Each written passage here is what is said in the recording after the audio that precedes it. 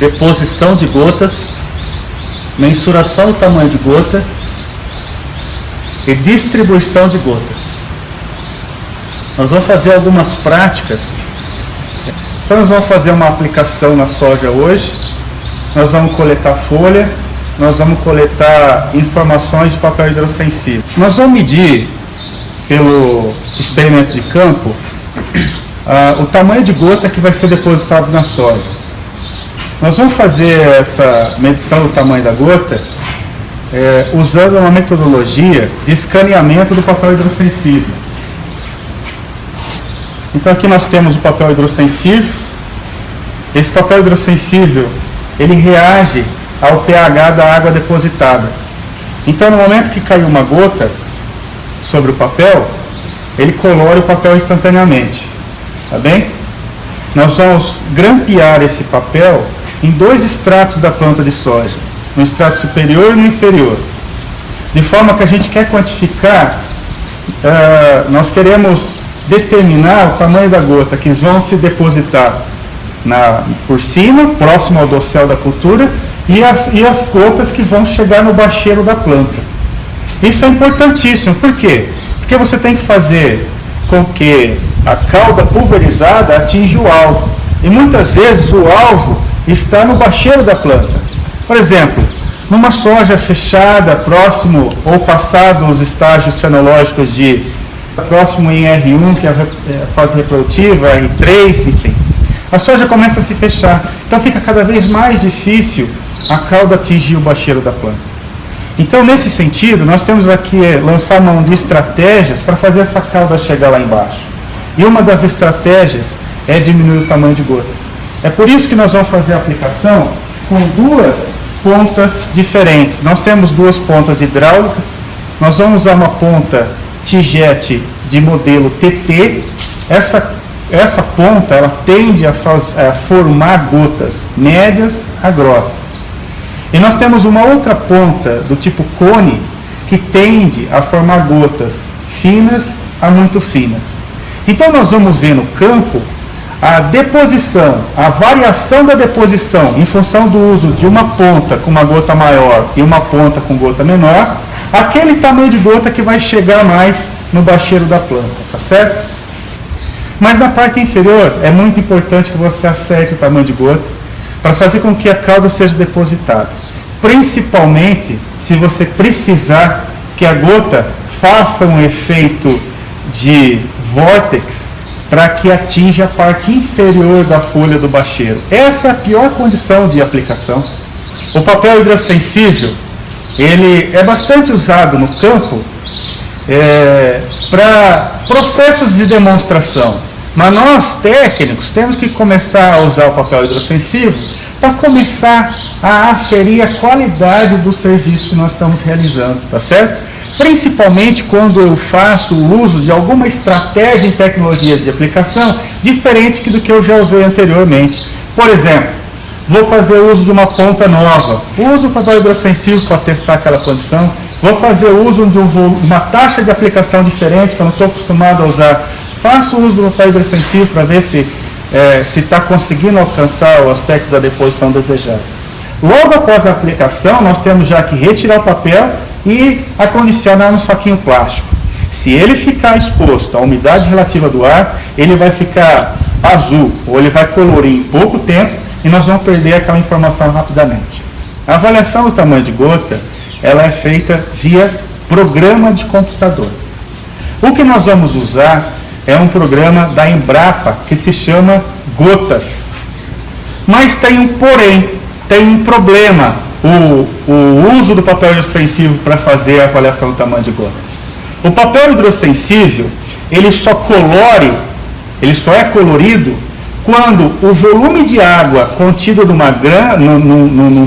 numa gota é suficientemente tal que haja água suficiente para reagir com o papel, entende? Então, se a gota for muito pequena, não tem volume de água suficiente nessa gota para marcar o papel. Então, o papel hidrossensível não é perfeito. Ele não vai medir, olha o que eu vou falar, ele não vai medir gotas menores do que 30 micras.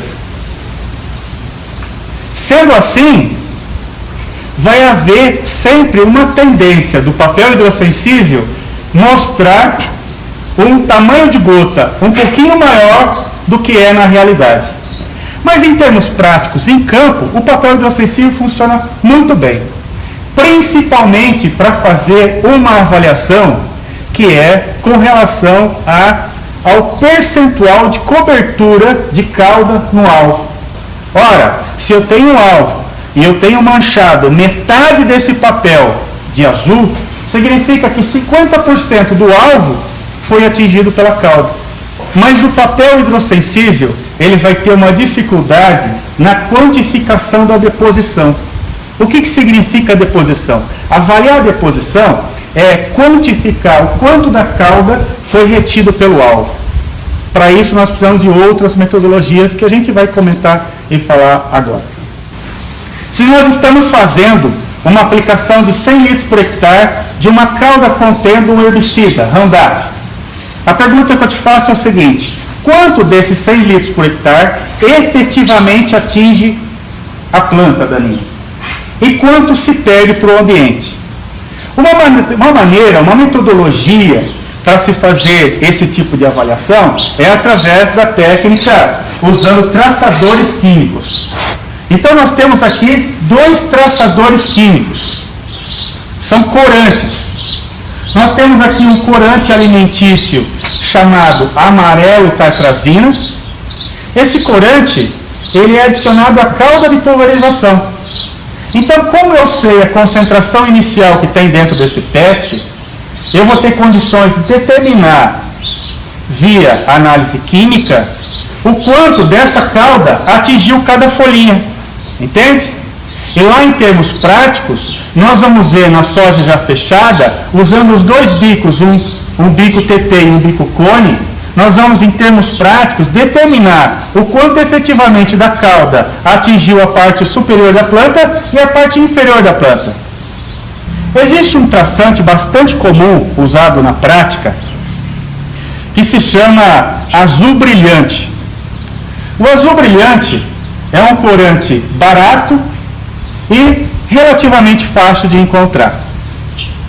É um corante que brilha com o uso de uma luz ultravioleta. E aí esse corante é interessante porque você consegue ver no campo, na folha, a quantidade percentual de fato que atingiu aquela folha, aquele alvo. Em processos comparativos, se você quiser comparar duas pontas utilizando a mesma vazão ou a mesma taxa de aplicação, que é o nome correto, você pode usar a mesma concentração para fazer essas duas comparações. Mas olha o que eu vou falar agora. Imagina se você estiver aplicando duas taxas de 100 litros por hectare e quer comparar com a outra taxa de 50 litros por hectare.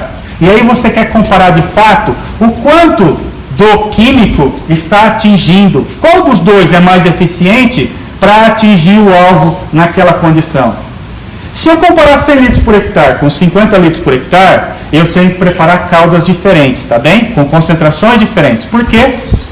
Porque a concentração por área tem que ser a mesma. Os alvos, então, eu posso usar a própria folha, a próprio caule, a própria vagem, ou seja, onde for o alvo que eu quero avaliar, que eu queira avaliar, ou eu posso fazer o uso de um alvo artificial, tá? É mais interessante usar o alvo normal, o alvo natural mesmo. Até mais fácil de se fazer. No campo, é muito importante em todos os processos experimentais relacionados à tecnologia de aplicação, você faça uma anotação das condições ambientais de velocidade do vento, umidade relativa e temperatura. Porque Porque esses são os principais fatores relacionados à deriva. A exoderiva, o processo de carregamento da gota para fora do talhão de aplicação, para fora do local de aplicação, ela está relacionada a questões ambientais e, primeiramente, o vento. É muito importante, então, que você faça a avaliação da velocidade do vento. E não aplique com o vento superior a 10 km por hora ou inferior a 3 km por hora. Veja, com o vento superior a 10 km por hora, parece ser claro, ou parece ser coerente, que realmente o vento vai carregar as partículas mais finas, as gotas muito finas, para fora da área de aplicação. Mas e por que não aplicar em vento inferior a 3 km por hora? O problema é que a aplicação, as gotas, elas precisam de uma certa movimentação do ar para movimentar aquelas gotas mais finas. As gotas mais grossas, elas caem por gravidade, só que as gotas mais finas ficam em suspensão. Essas gotas mais finas precisam atingir o alvo também. Então é importante ter um pouquinho de vento para empurrar essa gota contra a planta. Em ordem de importância, nós temos, depois da velocidade do vento, a umidade relativa. Então, a umidade relativa seca significa que a condição ambiental vai sugar a água que você está utilizando na cauda, diminuindo, assim, a quantidade de cauda que é depositada no alvo, entende? E por ordem de importância, o terceiro fator bastante importante é a temperatura.